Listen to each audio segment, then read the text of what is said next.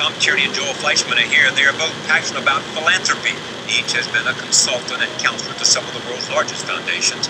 Tierney and Fleischman have combined their experiences and knowledge in their book, Give Smart. It is a how-to guide with practical advice for effective philanthropy. The key really is asking yourself what it is you're trying to achieve, what your values are. Can you see what it is at the end of the road that the money is being done with the money that you're getting? That if you don't ask yourself those questions, you lose many opportunities to be sure about what you're trying to do.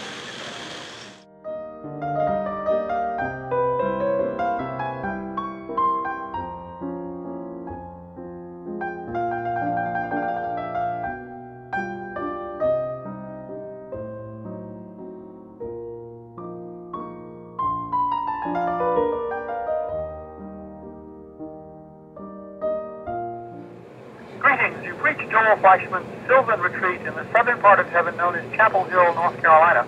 I'm not here to take your call, and I regret that. And if you cannot tolerate listening to this message again, you can press the pound key and go directly to the beep. Otherwise, you should know that I'm probably out fast walking in the neighborhood, reading, playing the piano, working at the computer, praying, or sleeping, or maybe even tasting fine wine. You can try my office at Duke at 919-613-7376 and leave a message with Pam Ladd or Suzanne P. Meanwhile, I pray all of God's blessings on you. Have a great day. All the best.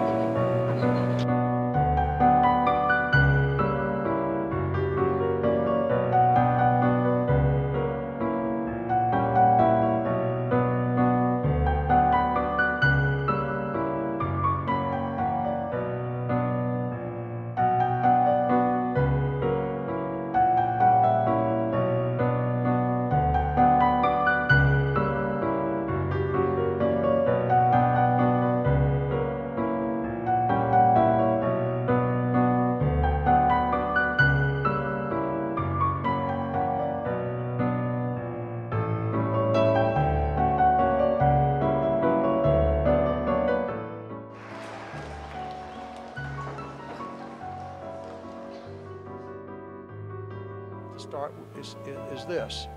Da,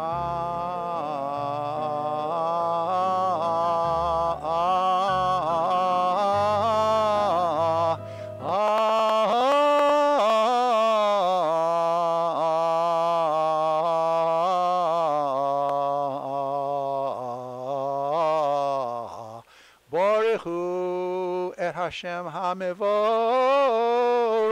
I started doing it because the history of this is that Mr. Goldberg was really the principal chazan at Beth Israel for many years when I was growing up.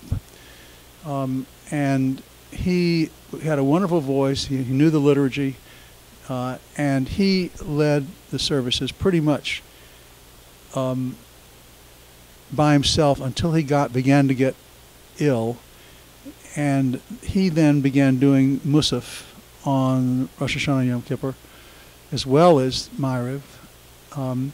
And then my father began doing Shacharit with him in his later years. He died on Yom Kippur, I want to say sometime about 1953 or 1954, something like that. And so my father then took over doing Musaf and asked me if I would be willing to do Shacharit. And so for the next approximately 15 years or so, until my father died in 1970, he did the Musaf and I did the Shacharit. When he died in 1970, the congregation asked me if I would take over. And so I've been doing it the whole thing ever since. So that's now 40 years since I've been doing it. Hello to everyone there at Beth Israel. I'm so sorry I can't be with you this Saturday night to celebrate Joel. I really want to be there very much, and the reason I'm not is that tonight is the annual White House Correspondents' Dinner in Washington. You can go watch it on C-SPAN when you get home. But for the fact that I've got a bunch of clients who are in town for this, I would have broken away so I could be there. Now, the truth is, this will be the 27th White House Correspondents' Dinner that I've gone to since 1987. I've been to every one. And when I think about that dinner and the first time I went, I actually think about Joel, because my guest that night was Senator Terry Sanford. And I was also at the table of the magazine I worked for. That was the first year I was there with them, which was U.S. News and World Report. So except for the fact that Joel is my friend, I wouldn't have had Terry Sanford at my table. And I wouldn't have been at U.S. News and World Report either, where I worked for 7 years when I first moved to Washington, because it was Joel who introduced me to David Gergen and promoted me for the job there, and David hired me. And really that led on to many, many other things. What that makes me realize, which I've realized all along, is that Joel really is the mentor of my life. Every great opportunity that I've known in my career, one way or the other, has led back to Joel and his confidence and faith in me and his support for me. And it just has meant a great, great deal to me over the years in so many ways that I can't even tell him how much it's meant.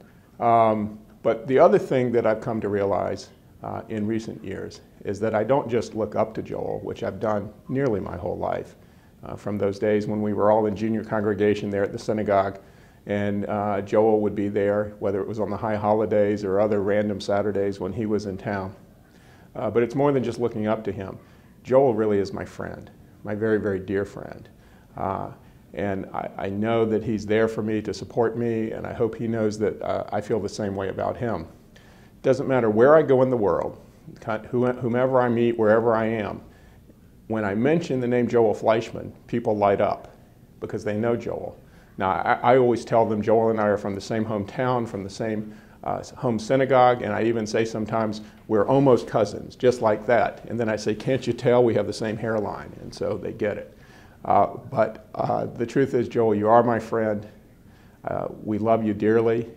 For Nancy Bard, my wife, for our two sons, Nick and Adam, all of whom have come to be dear friends with Joel, I just want to say congratulations to you. Thank you for your many, many years of service to the synagogue and to all of us. And I'm looking forward to many more years of being your friend and being with you and being able to enjoy you. Thanks again to everyone. Joel, you're simply incredible. You're so much more than just the strong handshake as a kid that I fought back against and finally brought you to submission. I know that it was always a fun game for us as kids. But you have meant the world to me as far as leadership in the Jewish world. I've gotten involved as a board member of the Anti-Defamation League and national cabinet member of Jewish federations as a result of your leadership, as well as my parents and grandparents. But you've introduced me to so many opportunities that I actually never even knew existed. And you broadened my horizons as far as what I could achieve in life. And for that reason, you are one of the most important mentors and leaders in my life, and I thank you for that.